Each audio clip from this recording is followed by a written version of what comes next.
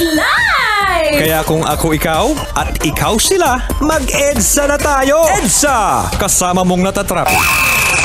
Diego Bandito! Go Diego! Go Diego! Go Diego!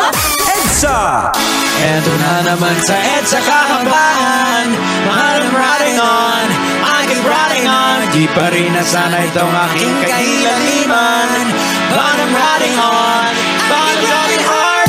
Eto na naman sa EDSA kahambahan. I keep riding on, I keep riding hard. Di ka nang siksikan ba't mo pa pinagpilitan. But I'm riding on, I keep riding on.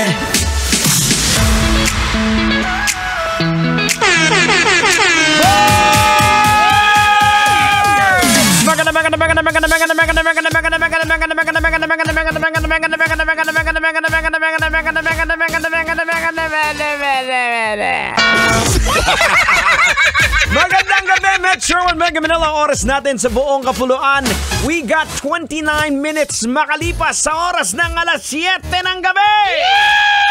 Ito ang programang hindi ka patutulugan. Hindi ka antukin. Siyempre, punong-puno ng enerhiya. Kaya mga nakatutok sa atin, lahat ng mga Grab drivers natin, mga sirs! Sir, thank you. Salamat, sir. Thank you very much, sir, sa pakikinig. Sir, sa Labridyo, sir. Huwag kang mag-alala, sir. Hindi ka pa maantok dito, sir. Kikilitiin ka ng boses ko, sir. EDSA! Well, sana nag-i-enjoy kayo sa pakikinig, ha. Siyempre, mga tugtugan nating malulupit. And of course, siyempre, eto na. Hindi na natin patatagalin to. Oy, batiin ko lang nga pala, nakikinig sa atin ang JSB Group na dumaan po dito kanina. Dumalaw po dito sa atin. Ang Union Motor ng, tama ba to? Paco. Ayan, maraming salamat mga sirs. And of course, Smile 360 Dental Clinic! Maraming salamat. Ayan, pagdating sa mga ngipin nyo, tumbling kayo dyan. Diba? Smile 360 Dental Clinic. Dyan tayo nagpapaano ng ating ngipin. Yeah! Alright mga kabisyo, ito na, hindi na natin patatagalin to. Pag-usapan na natin to!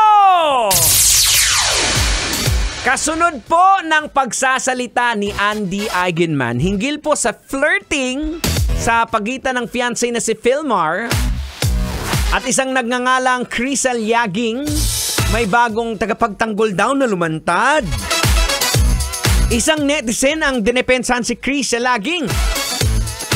Ito po ang sabi. Hindi kasalanan ng amo ko kung gano'ng kaklingi si Philmar sa kanya. Oh no! Piste. Amo niya pala. Kaya naman. Well, mga kabisyo, ito po ayon po kay Andy. Ang sabi niya, according sa kanyang statement, he can go out with his friends, go drinking every once in a while, and chat with whoever he wants. No harm in that. Dagdag pa ni Andy. What's shameful is purposely posting and editing a video to cause a stir, disturbing the peace of people, and dragging them into their negativity just for some social media attention. Ay, logica na natin, Totang! Ay, sige! Huwag mo nang patagalin yan! Banatan mo na! Logican mo na yan! Logika na yan! Logika na yan! Logika na yan! Anong leksyon ang ating mapupulot? Anong aral ang ating madudukot? Kailangan pa bang i-memorize yan? Boards, apaka-basic. Ito po ang basic na problema. Basta may alak. Ano tang? May balak! Well, totoo po, yung iba pong ang tao po pag nahimasmasan na ng alak sasabihin walang mali siya. Pero during that time, kung ano-ano pong tumatakbo sa isip ng tao. Hindi ko po sinasabi na gano'n ang sitwasyon nila Philmar at saka ni Krisa yung naakusahang nag-flirt. Pero ito po ang problema ng dala ng pagpapakalasing. Walang masama sa alak, mga kabisyo. Sinasabi ko, walang masama sa alak. Ang masama yung pagpapakalasing. Sobrang alak. Diba? Hayaan mo akong magbahagi ng mula sa Biblia. O baka masunog ka, ha? Tabi-tabi, mag-ready ka na ng tubig. O sabi po sa Bible in Ephesians chapter 5 verse 18, huwag kayong maglalasing sa alak na siya namang sanhi ng kaguluhan. Sa halip, mapuspos kayo ng espiritu. So ayan po mga kabisyo, 2,000 years ago, meron na pong warning sa atin na pag nalasing ka, magkakaroon ng kaguluhan. O hatid ng kalasingan mo. O anong ginagawa natin? Hala, sige, walwal pa rin. No. O sabihin nga natin, hindi, pag nainom ka naman, di ka naman nagwawala. Oo nga, pero yung kasama mo, paglasing na, anong nangyayari, Tang? Nagmamaoy! Ano? Ganun po mga kabisyo. O diba? Ay nako, damay-damay na lahat. Di ka nga nagwawala, pero yung kasama mo naman, Tang ano? Maoy! Oras natin mga kabisyo, we get 34 minutes after 7 o'clock in the evening.